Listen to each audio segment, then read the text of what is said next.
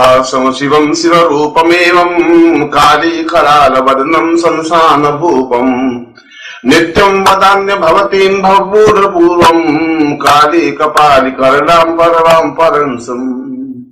इस श्लोक में भगवती महाकाली के विशिष्ट स्वरूप को चित्रित किया है और वास्तव में महाकाली का स्वरूप अपने आप में ही विचित्र है, मगर जीवन की आधारभूत अधिष्ठात्री देवी है, जीवन की प्राण चेतना है, समस्त संसार को नियमन और संचलन करने वाली प्रमुख महाविद्या और महादेवी है।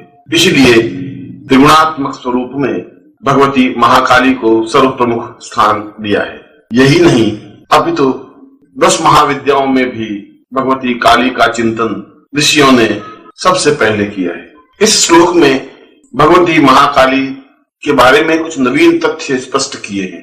भगवती काली अपने आप में शिवा है, शिव की आधारभूत रूपा है।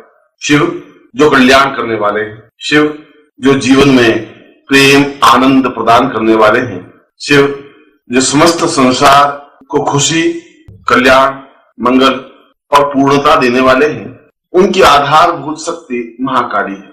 इसका तात्पर्य यह हुआ कि व्यक्ति जीवन में तब तक आनंद और पूर्णता अनुभव कर ही नहीं सकता जब तक कि वह शक्तिमान न हो। इसीलिए शिव और शक्ति का अपने आप में संबंध है। यदि आप शिवमय बनना चाहते हैं, कल्याणमय बनना चाहते हैं, जीवन में पूर्ण शांति और सुख प्राप्त करना चाहते हैं, आनंद और सुख को प्रवाहमान करना चाहते हैं, तो यह आवश्यक है कि आपके पास शक्ति हो, आप में शक्ति का आराध्य और आराध्य रूप हो। जो जीवन में महाकाली की साधना नहीं करता, वह जीवन में निर्भय और निष्कंटक हो ही नहीं सकता। और जब तक भय है, डर है, तब तक जीवन में सुख और शांति कैसे प्राप्त हो सकती है? यह तो जीवन बाधाओं, कष्टों, पीड़ाओं से भरा हुआ है। पग पग पर शत्रु हैं, परेशानियां हैं, बाधाएं हैं, अड़चने हैं, दुर्घटनाएं हैं और मृत्यु का भय है। इनसे निजात कैसे पाई जा सकती है? इनसे छुटकारा कैसे पाया जा सकता है? प्रयत्न करने से तो यह संभव नहीं है। कौन चाहता है कि उसके जीवन में परेशानी हो? कौन चाहता है कि उसके जीवन में भय हो? कौन चाहता है कि वह तनावग्रस्त हो? फिर भी मनुष्य के जीवन में तनाव, चिंताएं, परेशानियां होती ही हैं और व्यक्ति के परिश्रम से, व्यक्ति के प्रयत्न से इन तनावों से छुटकारा नहीं मिल सकता। इनसे छुटकारा तो भगवती महाकाली की साधना से ही संभव है। यूं तो त्रिगुणात्मक स्वरूप में महालक्ष्मी और महासरस्वती को भी प्रमुख स्थान दिया है, परंतु ऋषियों ने कहा है कि केवल महाकाली की साधना करने से भी जीवन में पूर्णता, जीवन में सौभाग्य, सुख, शांति, आनंद, लक्ष्मी, सरस्वती, स्मरण शक्ति, मेधा और पूर्णता आ सकती है। महाकाली का स्वरूप भले ही भयानक और डरावना हो, काला लंबा चौड़ा शरीर, 10 हाथों में विविध आयुध और अस्त्र शस्त्र लिए हुए, गले में नरमुंडों की माला पहने हुए, पीठ पीछे लंबे लहराते हुए बाल, बड़ी बड़ी आंखें और मुंह के बाद निकली हुई लाल लाल जिह्वा, सब कुछ अपने आप में डरावना सा प्रतीत होता है और लोग ऐसा सोचते हैं कि इस डरावने स्वरूप की साधना सामान्य साधक के बस की बात नहीं। ऐसी बात नहीं।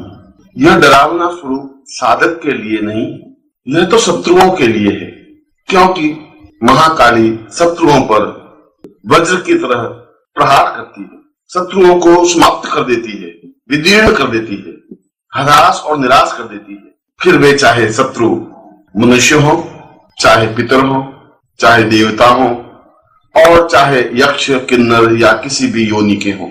जहां महाकाली है वहां अन्य किसी का वश नहीं चल सकता। इसीलिए तो जीवन में महाकाली को प्रधान और प्रमुख स्थान दिया है, क्योंकि महाकाली साधना से ही तो जीवन निष्कंटक और निश्चिंत हो सकता है। महाकाली साधना से ही तो जीवन में पूर्णता और आनंद की अनुभूति हो सकती है। महाकाली साधना से ही तो जीवन के अभावों और बाधाओं को समाप्त किया जा सकता है और जीवन में शत्रु केवल देवता, पितर या मनुष्य ही नहीं होते, रोग भी प्रबल शत्रु है। वह रोग चाहे स्वयं को हो, परिवार के अन्य सदस्य को हो या समाज के किसी वर्ग को हो, रोग को भी तो शत्रु कहा गया है। और इस शत्रु की समाप्ति, रोगों से पूर्ण छुटकारा भी महाकाली साधना से ही संभव है। रोगान शेषा, काली का नाम लेते ही रोग पीछे नहीं रहते, रोगों का अवशेष रहता ही नहीं, उनका अस्तित्व समाप्त हो जाता है। आर्थिक अभाव अपने आप में प्रबल शत्रु है, क्योंकि आदमी अपने जीवन में सब कुछ झेल सकता है, आर्थिक परेशानियों को नहीं झेल सकता। वह पग पग पर आदमी को कुचल देता है, मानसिक रूप से व्यथित कर देता है, उसे हताश और निराश बना देता है। व्यापार नहीं चल रहा हो या ऋण हो गया हो, बार बार कर्ज मांगने वालों का तगादा आ रहा हो, घर में अभाव इतना हो कि जीवन संचालन भी सही ढंग से नहीं हो रहा हो, तब भी इस प्रबल शत्रु से छुटकारा पाने का एकमात्र उपाय महाकाली साधना ही है।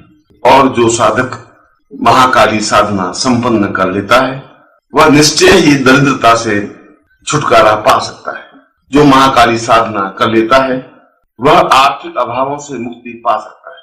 जो महाकाली साधना संपन्न कर लेता है, वो ऋण से, कर्ज से, न्यूनताओं से, अभावों और बाधाओं से छुटकारा पा सकता है।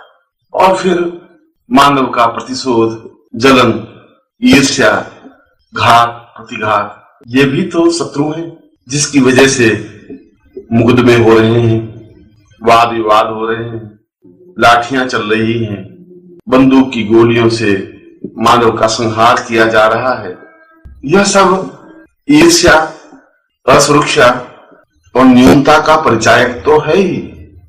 इस असुरक्षा और दुर्भाग्य से छुटकारा भी महाकाली साधना से ही संभव है। चाहे हमने किसी पर मुकदमा दायर कर रखा हो या किसी ने हम पर मुकदमा किया हो, हमारे शत्रु हो जो हमें पीड़ा पहुंचाने के लिए प्रयत्नशील हो, हमारे प्राण खतरे में हो या हमारे परिवार वालों के प्राण खतरे में हो, शत्रुओं से मृत्यु की आशंका हो, शत्रु हम पर हावी हो, इनसे छुटकारा पाने का और कोई उपाय नहीं, कोई तरीका नहीं।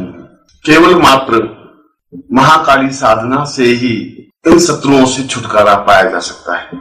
शत्रुओं को समाप्त किया जा सकता है, शत्रुओं पर भीषण प्रहार किया जा सकता है, शत्रुओं को मटियामेट किया जा सकता है, उनकी शत्रुता समाप्त की जा सकती है। निश्चय और निश्चित रूप से मुकदमों में अनुकूलता पाई जा सकती है और जीवन को निर्भय और निष्कंटक बनाया जा सकता है। यह सब महाकाली साधना के द्वारा ही संभव है। अन्य चाहे कितना ही उपाय करें, कितना ही प्रयत्न करें, चाहे कितने ही देवी देवताओं की मनोती माने, उनकी पूजा आराधना करें, इसकी अपेक्षा यदि हम महाकाली साधना संपन्न कर लेते हैं तो निश्चय ही जीवन में शत्रुओं से संबंधित कोई बाधा या परेशानी आ ही नहीं सकती। और यदि हम शत्रुओं पर हावी हो जाते हैं तो जीवन को जी लेते हैं, जीवन की पूर्णता प्राप्त कर लेते हैं, जीवन को ऊंचाई पर स्थापित कर लेते हैं। इसीलिए योगियों ने और शास्त्रकारों ने, विद्वानों ने और तपस्वियों ने महाकाली साधना को प्रमुख स्थान दिया है।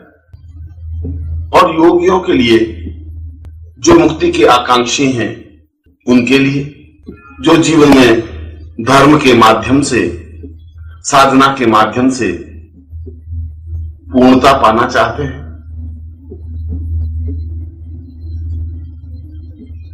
जो जीवन में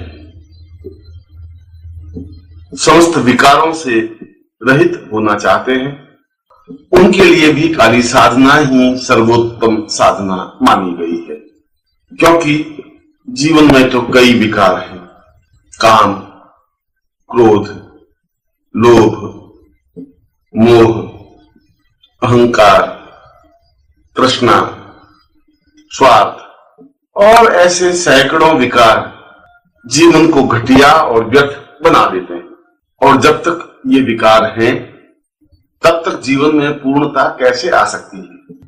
जब तक ये विकार हैं, तब तक साधना कैसे संपन्न हो सकती है? जब तक मन में लोभ, मोह, क्रोध, अहंकार है, तब तक प्रभु के दर्शन कैसे हो सकते हैं?